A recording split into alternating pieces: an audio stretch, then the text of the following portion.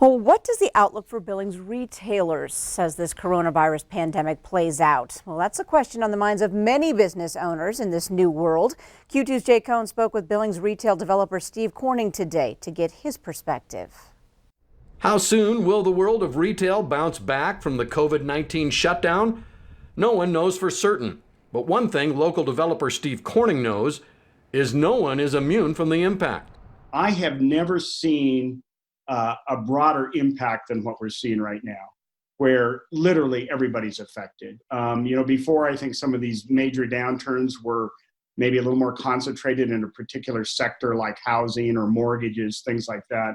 But this is across the board. It's unprecedented. One of Corning's clients, REI, has put the brakes on its new Billings store off Shiloh Road, postponing its opening and hirings for the time being. We're the developer of that building for them, and we've had to, obviously compromise on beginning of rent and start date. But that's the world right now. We're making a lot of accommodations to a lot of people, and they are to us. Corning says he's encountered a very cooperative spirit in the current business world, telling MTN, if we meet people halfway, we're generally met halfway in return.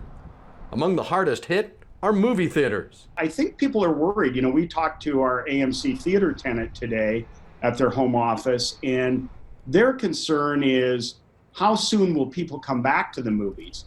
Will people react very quickly and say, gosh, we're so tired of being home and pent up that we need to go to the movies and get out and go to restaurants? Or are people going to be cautious? And I don't think people know. So as this pandemic drags on, the concern builds. How long will the social distancing and the shelter-in-place orders remain? In Corning's words, the longer this goes on, the more arduous the comeback will be. In Billings, I'm Jay Cohn reporting for MTN News.